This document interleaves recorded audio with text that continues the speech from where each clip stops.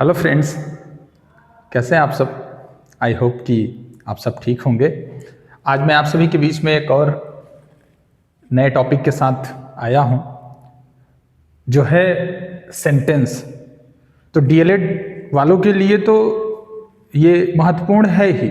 इसके साथ ही साथ जो भी लोग ग्रामर सीखना चाहते हैं, इंग्लिश ग्रामर को समझना चाहते हैं, तो उनके लिए भी बहुत महत्वपूर्ण टॉपिक है वो, चाहे किसी भी कक्षा में अध्ययनरत छात्र छात्राएं हों। तो सेंटेंस जो होता है, सेंटेंस क्या होता है, सेंटेंस के प्रकार क्या होते हैं, किस तरीके से एक सेंटेंस को फॉर्म किया जाता है, उसी के बारे में आज की इस क्लास में हम लोग अध्ययन करेंगे। तो आइए शुरू करते हैं।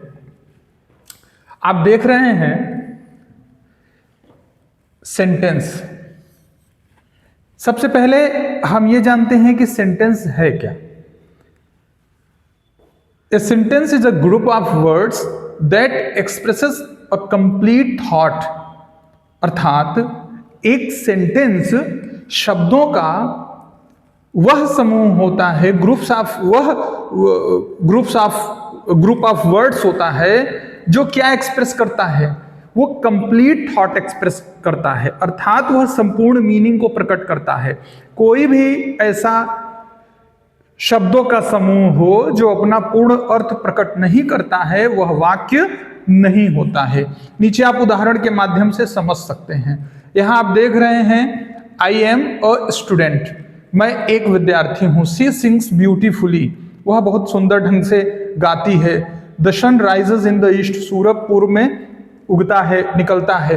तो कहने का मतलब यहां पे ये कंप्लीट सेंस दे रहा है। लेकिन अगर मैं ये कहूं कि यहां से हमने द ईस्ट हटा दिया, या हम यहां से सिंग्स को हटा दिए, या हम यहां पे स्टूडेंट को हटा दिए, तो क्या ये सेंटेंस अपना कंप्लीट सेंस देगा? नहीं देगा। अगर हम कहें कि आई एम या आई एम ए, तो क्या ये सेंटेंस कंप्लीट सेंस दे रहा है? कंप्लीट सेंस नहीं दे रहा है, इसलिए सेंटेंस नहीं हुआ। तो कोई भी सेंटेंस, कोई भी ग्रुप ऑफ वर्ड्स सेंटेंस कब माना जाता है? जब वो अपना पूर्ण अर्थ प्रकट करता है। जब वो अपना पूर्ण अर्थ प्रकट करता है तभी उसे हम सेंटेंस कहते हैं। अब आइए देखते हैं कि कैरेक्टरिस्टिक्स ऑफ सेंटेंस क्या होता है, अर्थात वाक्य की, सेंटेंस की विशेषताएं क्या होती हैं।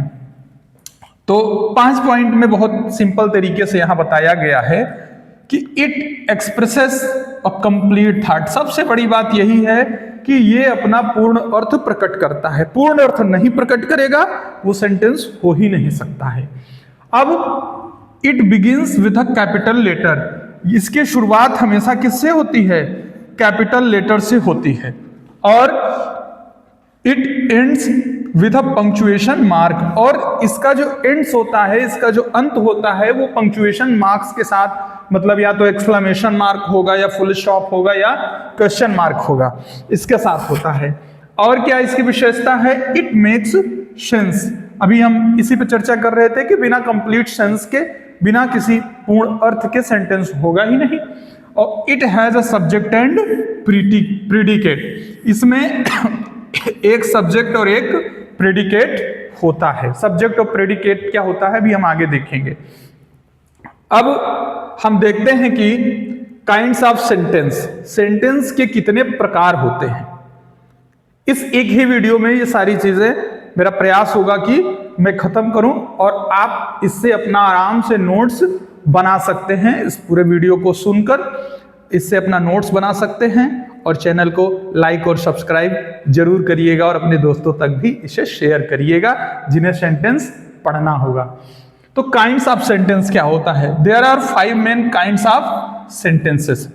सेंटेंस के 5 मुख्य प्रकार होते हैं। पहला होता है असर्टिव सेंटेंस, जिसे अफर्मेटिव भी बोलते हैं। तो इसमें क्या पता चलता है? टेल्स समथिंग और गिव्स इंफॉर्मेशन। इसमें कुछ बताया जाता है या कोई सूचना निकल कर आती है।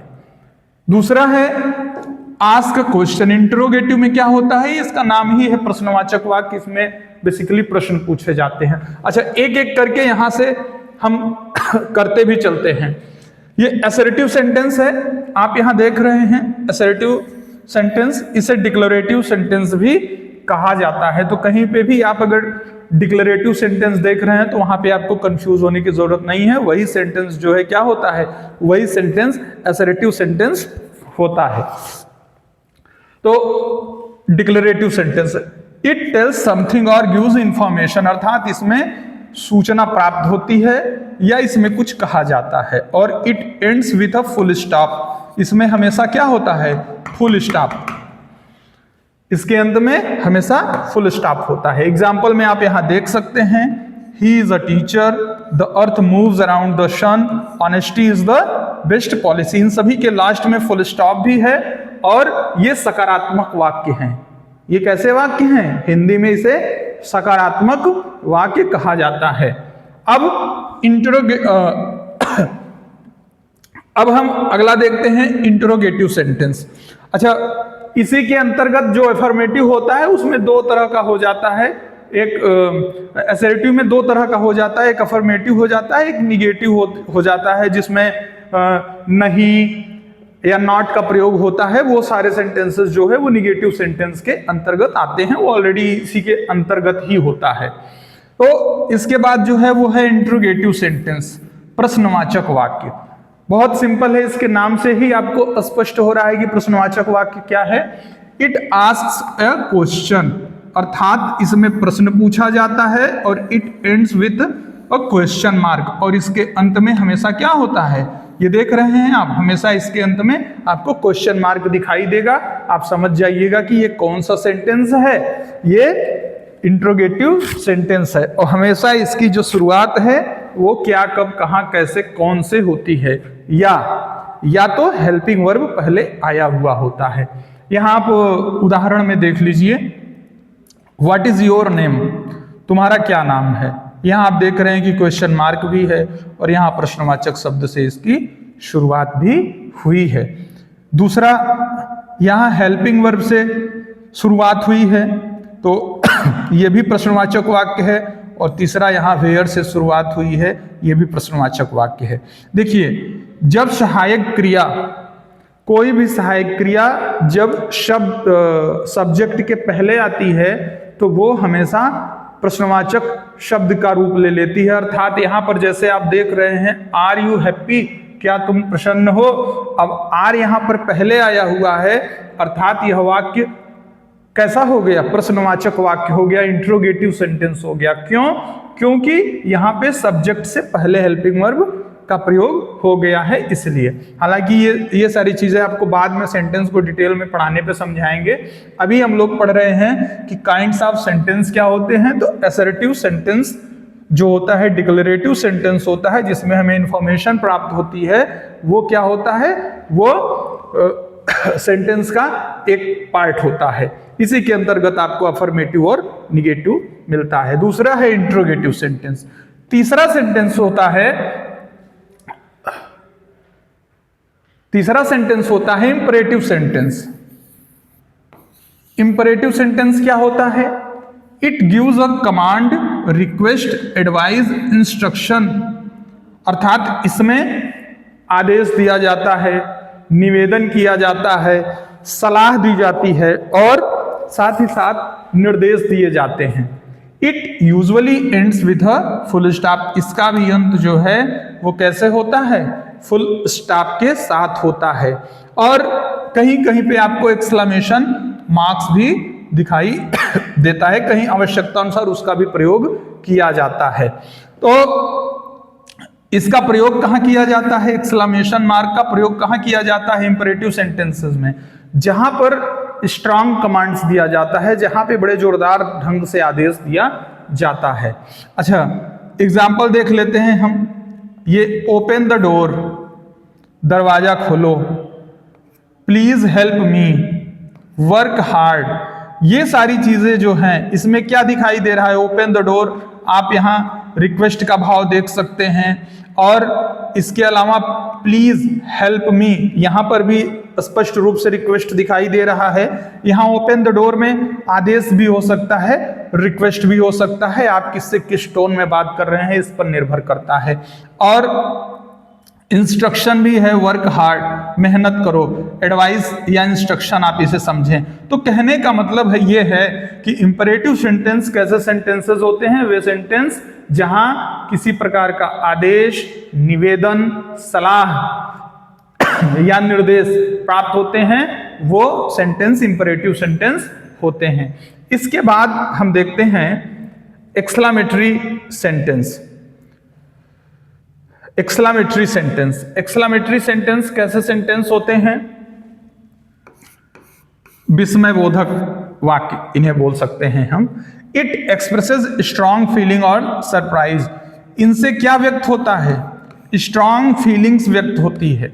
और it ends with exclamation mark. इसका जो अंत होता है वो कैसे होता है? हमेशा एक्सक्लामेशन मार्क्स के साथ इसका एंड होता है।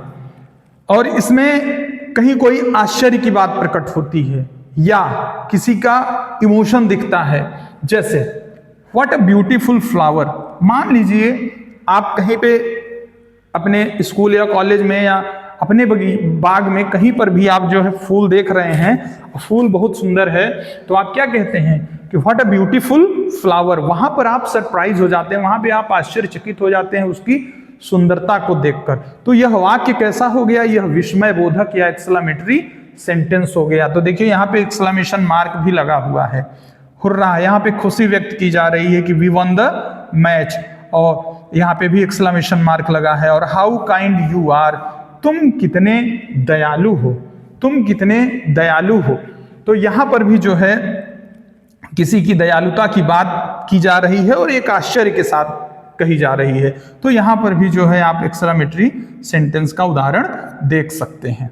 इसके बाद है ऑप्टेटिव सेंटेंस। ऑप्टेटिव सेंटेंस का मतलब होता है इच्छा सूचक वाक्य। हिंदी में इसे क्या बोलते हैं? इच्छा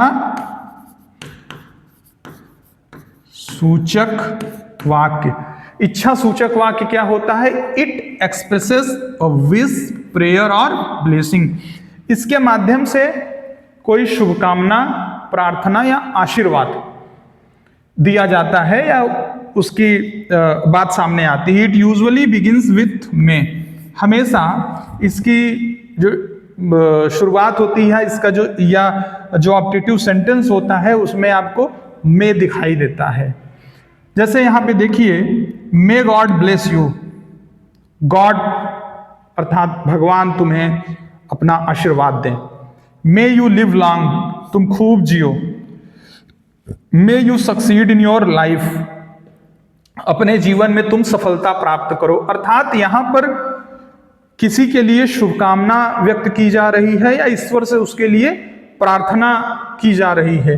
तो इस तरह की जहां पर बात होती है वो सेंटेंस क्या होता है? ऑप्टेटिव सेंटेंस होता है।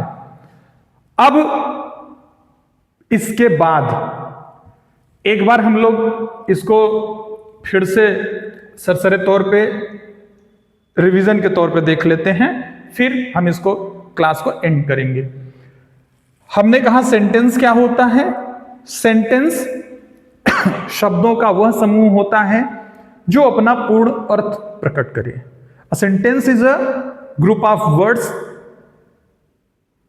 That gives it's complete sense. जो अपना पूर्ण अर्थ दे, जो अपना पूर्ण अर्थ प्रकट करे, वही क्या कहलाता है? सेंटेंस कहलाता है। अपना पूर्ण अर्थ नहीं देता है, भले शब्दों का समूह है, वो सेंटेंस नहीं है। इसके मुख्य प्रकार जो हम लोग देख रहे थे वो क्या थे? Assertive sentence. असर्टिव सेंटेंस जो है इसी में अफर्मेटिव और निगेटिव भी होता है ऑलरेडी। दूसरा था इंट्रोगेटिव सेंटेंस जो प्रश्नवाचक वाक्य होता है। तीसरा था इंपरेटिव सेंटेंस जिसमें आदेश, इंस्ट्रक्शन, रिक्वेस्ट, एडवाइस ये दिए जाते हैं। और फिर अगला था एक्सक्लामेटरी सेंटेंस जिसमें विस्मय की बात होती है, जिसमें आश्चर्य की बात होती है, जिसमें व्यक्ति सरप्राइज हो जाता है, जिसमें खुशी भी व्यक्त की जाती है। और फिर एक और हमने देखा ऑप्टेटिव सेंटेंस या इच्छा सूचक वाक्य। यह वाक्य कैसा होता है? इस वाक्य के माध्यम से किसी के लिए प्रार्थना की जाती है और किसी को आशीर्वाद दिया जाता है, किसी को शुभकामना दी जाती है। अब हम देखेंगे कि पार्ट्स ऑफ सेंटेंस क्या होता है। अभी तो हमने देखा काइंड्स ऑफ सेंटेंस, सेंटेंस के प्रकार क्या थे। अब हम देखेंगे कि किसी भी सेंटेंस के भाग कितने होते हैं, पार्ट्स कितने होते हैं। अच्छा, काइंड और पार्ट्स में अंतर क्या है वो भी यहीं पे आप समझ लीजिए। अभी आपने जितना देखा कि ये इसके होते हैं, तो ये सारे जो है इसके क्या हैं, ये सभी इसके प्रकार हो गए। लेकिन भाग क्या है? उसी एक सेंटेंस को जब भागों में बांट दिया जाता है तो वो उसके भाग कहलाते हैं, पार्ट्स कहलाते हैं। जैसे a sentence has two main parts, किसी भी सेंटेंस में मुख्य रूप से दो ही भाग होते हैं। जैसे उदाहरण से समझिए, मान लीजिए यहां पर रवि प्लेस फुटबॉल, एक एग्जाम्पल दिया हुआ है। अब इसमें एक तो सब्जेक्ट होता है, दूसरा प्रेडिकेट। रवि क्या हो गया यहाँ पे? रवि यहाँ पे सब्जेक्ट हो गया।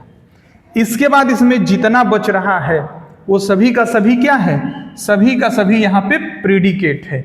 रवि यहाँ पे सब्जेक्ट है, बाकी सारे प्रेडिकेट है। फिर प्रेडिकेट के भी अलग अलग भाग होते हैं।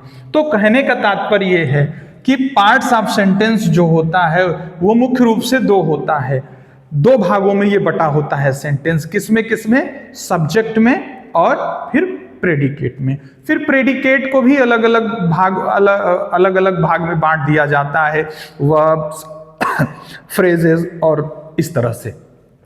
तो आज की ये जो क्लास थी ये मुख्य रूप से सेंटेंस पर थी। सेंटेंस क्या होता है, इसकी विशेषताएं क्या होती हैं और सेंटेंस के मुख्य प्रकार कौन कौन से होते हैं। मुझे पूरी उम्मीद है कि आपको आज की इस क्लास से बहुत लाभ मिला होगा, आपको समझ में आया होगा।